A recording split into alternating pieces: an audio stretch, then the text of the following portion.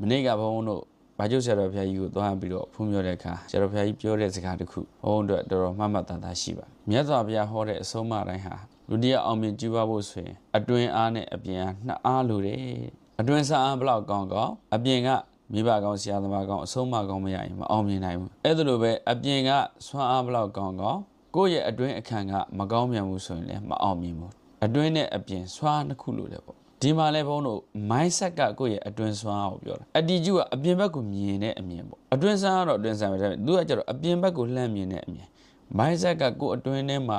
ဖြစ်နေတဲ့အခြေအနေတွေကိုစိတ်ကောင်းတွေကိုဒီလိုပြောတာအဲကြောင့်ဒီမှာ attitude ဗုဒ္ဓအမြင်ဘက်ကနေဘယ်လိုပြောထားလဲဆိုတော့ဗုဒ္ဓဘာသာအရာတော့စေတနာတို့ယောနိတော်မနတိကာရတို့ဒါတွေဟာ attitude ပါပဲအဲဆိုစေတနာလို့ပြောရင်ရဲ့အထက်မှာပြောကြရရှိတယ်ဒီပြီးတော့ကစေတနာကောင်းနဲ့ပြောလိုက်တာငါမင်းကိုစေတနာထားပြီးပြောတာငါမင်းကိုစေတနာနဲ့ပြောတာနော်လို့ပြောတယ်ဒါပေမဲ့လူသတိမထားမိတယ်အဲ့ဒီစေတနာတိုင်းအကောင်းမဟုတ်ဘူးစေတနာကိုမြတ်စွာဘုရားရှင်ကနှမျိုးပြောတယ်စေတနာကောင်းရှိတယ်စေတနာဆိုရှိတယ်စိတ်ဆိုးနဲ့ပေါင်းလိုက်ရင်စေတနာဆိုဖြစ်သွားတယ်ဥပမာဒေါသဖြစ်တဲ့ဒေါသစိတ်ထဲမှာစေတနာပါတယ်လောဘစိတ်ထဲမှာလည်းစေတနာပါတယ်မောဟစိတ်ထဲမှာလည်းစေတနာပါတယ်စေတနာဆိုတဲ့စေတသိက်တစ်ခုကစိတ်တိုင်းမှာရှင်တယ်စိတ်တိုင်းမှာရှင်တယ်ကြောင့်ကောင်းတဲ့စိတ်မှာလည်းစေတနာပါတယ်မကောင်းတဲ့စိတ်မှာလည်းစေတနာပါတယ်ဒါကြောင့်စေတနာနဲ့နော်လို့ပြောလို့မရဘူးငါမင်းကိုစေတနာကောင်းနဲ့ပြောတာဆိုရင်ဒါဆိုရင်တော့ပိုပြီးတိကျဒါကြောင့် attitude ဆိုတဲ့နေရာမှာဒီမှာလည်း attitude က good attitude bad attitude ရှိတာဘုရားပြောတဲ့ attitude ဆိုတာစေတနာပဲတဲ့အဲ့ဒီစေတနာဘလို့ good attitude ဆိုရင်တော့စေတနာကောင်းပေါ့စေတနာကောင်းရင်စိတ်ကောင်းတယ်စိတ်ကောင်းတော့လည်းစေတနာကောင်းတယ်အပြန်အလှန်အကျိုးသက်ရောက်မှုရှိအပြန်အလှန်မေတ္တာပြုမှုရှိမြတ်စွာဘုရားရှင်ကာမပစ္စယောမှာကုသလကမ္မဥပါကဏံခန္ဓာနာကတ္တသရူပဏံကာမပစ္စေနပစ္စယောကံနဲ့ပတ်သက်ပြီးပြောတယ်စေတနာတမ်းမြုပ်ကံနဲ့ဓမ္မနဲ့တန်သမုဋ္ဌာနာနဲ့သရူပဏံကာမပစ္စေနပစ္စယောဟောစေတနာဒီစေတနာကောင်းဟာစေတနာတမ်းမြုပ်ကံနဲ့ဓမ္မနဲ့ကောင်းမြတ်တဲ့စေတနာသူနဲ့ရှင်မဲ့ဖြစ်တဲ့စိတ်ကောင်းကျန်တဲ့စေတသိက်ကောင်းတွေကိုထင်ရှားဖြစ်ပေါ်စေပြီးတော့သူနဲ့ရှင်တွဲဖြစ်တဲ့စေတနာကောင်းနေစေတနာတမ်းမြုပ်ကံနဲ့ဓမ္မနဲ့တန်သမုဋ္ဌာနာနဲ့သရူပဏံဟောစေတနာကောင်းစိတ်ကောင်းကနေပြီးတော့ရုပ်ကောင်းလေးတွေထုတ်လို့တာအပျော်လဲကောင်းအဆိုးလဲကောင်းအလုတ်အကိုင်းလဲကောင်းအတွေ့အကြံလဲကောင်းဒါကောင်းတာလေးတွေဖြစ်သွားတာပေါ့ဒါကြောင့်ဒီနေရာမှာစေတနာကဆိုးပြီဆိုရင်တော့စိတ်ကလည်းဆိုးအပျော်ကလည်းဆိုးလုပ်ရကလည်းဆိုးအတွေ့အကြံကလည်းဆိုးအဆိုးတွေကြီးဖြစ်သွား attitude ဆိုတဲ့စေတနာလေးဒီစေတနာလေးကိုစေတနာကောင်းဖြစ်အောင်ဘုန်းတို့လေ့ကျင့်ပြင်ဆင်ရမယ်ဒါဆို attitude ကစေတနာတစ်ခုတည်းရင်ပြောတာလားဆိုတော့မဟုတ်သေးဘူးတဲ့နောက်တစ်ခုကယောနိသောမနတိကာရတဲ့ဟာဒါအရေးကြီးသွားပြီတပေပိကုသလဓမ္မာယောနိသောမနတိကာရပဒဋ္ဌံကုသိုလ်ဖြစ်တာအလုံးဟာနှလုံးသွင်းမှန်လို့တဲ့နှလုံးသွင်းတဲ့လို့တဲ့အလုတ်ရှင်ကကိုယ့်ကိုဖိအားပေးတယ်ဟာဒီလုတ်ရှင်ငါ့ကိုဖိအားပေးလာပြီလားမကျေနပ်ဘူးဖြစ်တယ်ပေါ့နှလုံးသွင်းမှတဲ့အခါအလုတ်ရှင်ကပြီးသူကလည်းသူ့လို့ပြီးမြောက်ချင်မှာပဲသူ့လို့အောင်မြင်ချင်မှာပဲငါပူးကြိုးစားဖို့လို့ထင်တယ်ငါရဲ့ skill တွေကမပြည့်စုံလို့လားကိုယ့်ကိုပြန်သုံးသပ်ပြီးတဲ့အခါအလုတ်ရှင်နဲ့လည်းအဆင်ပြေအောင်ကိုယ့်ရဲ့ကြိုးစားအားထုတ်မှုလည်းပို့ပြီးအဆင်ပြေရတာဒါစေတနာကောင်းတဲ့အခါကိုပြင်ဆင်ရင်ကိုယ့်ပတ်ဝန်းကျင်ကိုပါတုံ့ပြန်မှု response ကောင်းတယ်ယောနိတော်မနတိကနဲ့နှလုံးသွင်းကောင်းတော့ response ကောင်းတာပေါ့နှလုံးသွင်းမှားတဲ့အခါကျတော့နှလုံးသွင်းမတည့်တဲ့အခါ response ကငါကြည်ပြောနေတယ်ကွာတခြားသူကြောင့်မပြောဘူးငါကြည်ပြောနေတယ်ဒီလူငါ့ကိုတော်တော်မုန်းနေပုံရတယ်ဟောအခန်းကမကောင်းတော့ဘူးယောနိတော်မနတိကဆိုတော့ကိုယ့်ရဲ့အတွင်းခံပဲအတွင်းအခန်းတက်လေးအဲ့ဒီအခန်းကောင်းမှာတခြားတစ်ဖက်သားကိုပြောဆိုလာတဲ့ဟာဆက်ဆံလာတဲ့ဟာထိတွေ့လာတဲ့အရာတွေမှာကိုကကောင်းကောင်း response လုပ်နိုင်တယ်ဒါပေပြီးအာကုသလဓမ္မအာယောနိသောမနတိကာရပဒဋ္ဌံအာကုသိုလ်ဖြစ်တာမကောင်းမှုတွေဖြစ်တော့တာအကုန်လုံးဟာနှလုံးသွင်းမတည့်လို့နှလုံးသွင်းမှားလို့ဒါကြောင့်ဘုန်းတို့နှလုံးသွင်းတဲ့အချင်းနှလုံးချင်းမှားခြင်းဆိုတာကိုယ့်ရဲ့အခမ်းမူကအများကြီးမူတည်တယ်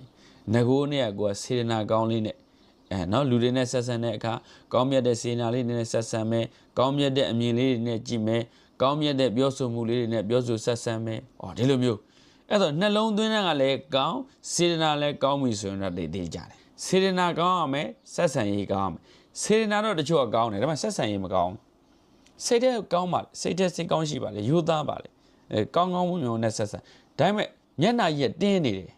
တီးနေတယ်ဒီနေ့ကအစည်းအဝေးမှာပဲဘုံဘဟာမျက်နှာတင်းတီနဲ့ပြောလိုက်တဲ့အခါတစ်ဖက်သားကမခံကျင်ဖြစ်သွားတယ်အဲ့တော့ဘုံစိတ်ကရိုးသားသားလေးပဲရိုးရှင်းလေးပဲ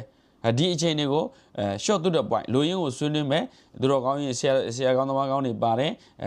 အကြီးကဲတွေပါတယ်အဲ့ဒီအချိန်မှာအငင်းကုန်ဆွေးနွေးတွေကိုမလိုဘဲနဲ့အချိန်တွေမဖြုံးနဲ့ဒါဆုံးဖြတ်ချက်ချမယ်ဒီလောက်ဆိုရပြီရှေ့ဆက်သွားမယ်ဒီသဘောမျိုးနဲ့ဂိုက်တော်လို့ပြောလိုက်တဲ့အခါကိုယ့်ရဲ့စကားကစိတ်ကတော့တကယ်ကောင်းပါတယ်စိတ်ကတော့အလုပ်ကိုရှေ့ဆက်ရှင်လို့စေတနာကောင်းတယ်တို့တော့ဆက်ဆံရေးကမကောင်းဘူးဖြစ်သွားတယ် tone of voice ပေါ့ဒါကြောင့်ဒီစကားလုံးတွေကပြဿနာတက်တာမဟုတ်ဘူးအဲ့စကားလုံးတွေကိုသုံးတဲ့ intonation ပေါ့ဦးစောကြီးဒါကခက်ပြက်ပြက်ပဲခက်တီတီပဲခက်တင်းတင်းပဲစကားပြောမာတယ်ဆိုတာဖုံးဖုံးကပြဿနာတစ်ခုရှိတယ်စိတ်တဲ့မြင့်တင်ရင်စိတ်တဲ့မြင်မာရေးနဲ့ပညာရေးကိုအားနဲ့မှန်နဲ့ပြောနေတာဖြစ်တဲ့အတွက်အဲ့ဒီအရှိန်ကြီးကလူတွေနဲ့ဆက်ဆံတဲ့အခါလဲပါသွားတတ်တယ်ဒါကြောင့်ဘုံစေတနာတော့ကောင်းတယ်ဒါပေမဲ့ဆက်ဆံရေးတစ်ခါတည်းညံ့ဘုံအမြဲတမ်းသတိပေးနေတဲ့သူရှိဒီဆက်ဆံရေးနဲ့ပတ်သက်ဆက်ဆံရေးညံ့နေတော့ဆက်ဆံရေးမဟုတ်သေးဘူးဒါမိတ်ဆွေကောင်းနေပေါ့ဘုံတို့တော့နော်ဟုတ်တယ်ဘုံစေတနာကောင်းတဲ့ဒါပေမဲ့တစ်ခါတည်းဆက်ဆံရေးညံ့အမြဲတမ်းတော့မဟုတ်ပါဆက်ဆံရေးညံ့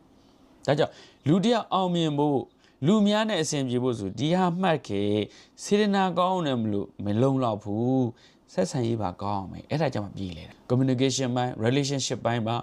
ကောင်းအောင်ပြောဆိုဆက်ဆံနေအောင်လေ့ကျင့်ရဒါကြောင့်ပြီးခဲ့တဲ့ဘက်ကလည်းပြောခဲ့တယ်လိမ္မာရည်ကြီးချိုသာအေးဆိုရတတ်ပါစေစကားပြောတဲ့အခါလိမ္မာပြောနော်ဘယ်ချိန်ပြောတဲ့နဲ့ဘယ်လိုပြောတဲ့နဲ့ဘယ်သူ့ကိုဘယ်ချိန်မှပြောမယ်အရင်ကြီးပြောမယ်ဝိတ္တစာတာပြောတာဆိုတာမျက်နှာထားအမူအရာအတန်နေအတန်တာရင်းကြီးရချိုသားပြောကြံတန်းခက်ခက်စိတ်သက်ရှိတယ်လို့ပြောလို့မရအေးဆေးပြောတီငြိမ်ပေါ့ပြောတဲ့သူကရောက်ရက်ခက်နေနားထောင်တဲ့သူကလည်းပြာခက်တော့မှာဒါကြောင့်ဆက်ဆံရေးကောင်းဖို့ဆိုရင်စေတနာကောင်းရမယ်ဆက်ဆံရေးကောင်းမှရမယ်စေတနာကောင်းပြီးဆက်ဆံရေးမကောင်းဘူးဆိုရင်လည်းမအောင်မြင်နိုင်ဘူးဆက်ဆံရေးတော့ကောင်းပါရဲ့နှုတ်ကသိချိုတာပဲစေတနာမကောင်းဘူးဆိုရင်ကိုယ်မိတ်ဆွေကောင်းမရနိုင်ဘူးစေတနာမကောင်းမဲနဲ့တော့မိတ်ကောင်းရကုန်မရဒါကြောင့်ဘုန်းတို့စိတ်ကောင်းရှိမှမိတ်ကောင်းရဆိုတာတကယ်လက်တွေ့ကြစိတ်ကောင်းရှိမှမိတ်ကောင်းရစိတ်ကောင်းမရှိတဲ့သူမိတ်ကောင်းမရဘူးဒါကြောင့်စိတ်ကောင်းစေတနာကောင်းကိုယ်မှာရှိတယ်ဆိုရင်မိတ်ဆွေကောင်းတွေလည်းရနိုင်တယ်ဒါကြောင့်ဘုန်းတို့ဒီနေရာမှာမှတ်ခတ်ပါစေတနာကောင်းရမယ်ဆက်ဆံရေးကောင်းရမယ်စေတနာကောင်းပြီးဆက်ဆံရေးမကောင်းရင်အပေါင်းအသင်းကောင်းရမှာမဟုတ်ဘူးအဲ့ဒါလိုပဲကိုယ့်ရဲ့လုပ်ငန်းတွေအောင်မြင်တိုးတက်ဖို့နှောင့်နှေးသွားမယ်ဟာနောက်ဆက်ဆံရေးကောင်းပြီးစေတနာမကောင်းတော့လေမိတ်ဆွေကောင်းမိတ်ဆွေစုတွေကိုယ်နဲ့မှမရှိနိုင်ဘူးကိုလိုပဲအတုအယောင်ပြောတဲ့ဆိုတဲ့သူတော့ရှိစိတ်ထဲကနေကြတော့တကယ်ကောင်းတဲ့သူပါမို့ဒါနံပါတ်1နောက်နံပါတ်2ယောနိတော်မနတိကရနှလုံးသွင်းတက်ရနှလုံးသွင်းမှန်နှလုံးသွင်းမှန်ရင်မြင်သမျှအာယုံဟာအကုသိုလ်ဖြစ်တယ်နှလုံးသွင်းမှန်ရင်မြင်သမျှအာယုံဟာကုသိုလ်ဖြစ်တယ်ဒီနေ့ဘုန်းပြောခဲ့တယ်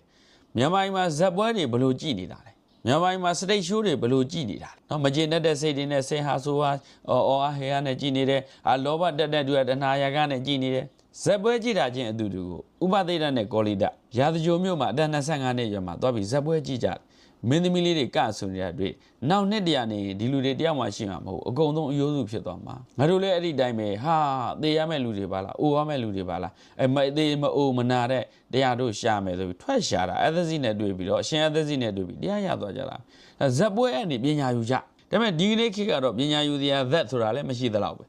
လူတွေကလည်းပညာယူခြင်းနဲ့စိတ်နဲ့ဇက်ပွဲတွေသပင်တွေမကြည့်ပါဘူးအဆိုးမြင်တဲ့စိတ်နဲ့ရမတ်စိတ်နဲ့ဒီနှစ်ခုနဲ့ပဲကြည့်ဒါကြောင့်တွေ့တဲ့မြင်တဲ့အာယုံနဲ့ဘုံဘုံတို့ပတ်ဝန်းကျင်မှာတွေ့တဲ့မြင်တဲ့အာယုံနဲ့ဟာအာယောနိသောမနတိကာရနှလုံးသွင်းနေမှားနှလုံးသွင်းနေလွဲမှားပြီးတော့ပြဿနာတွေဖြစ်နေကြတာဒါကြောင့်ဒီပိုင်လေးကိုချုပ်မဲ့ဆိုရင်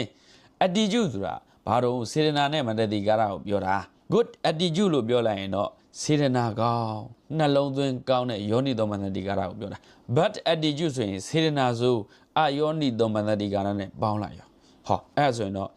အမြင်တွေကအကုန်လုံးဆောင်းnegative view တွေ negative vibe တွေဒီခုနပြောတဲ့ negative attitude တွေဒီလိုမျိုးတွေဖြစ်သွားမယ်ဒါကိုသတိထားရမယ်နော်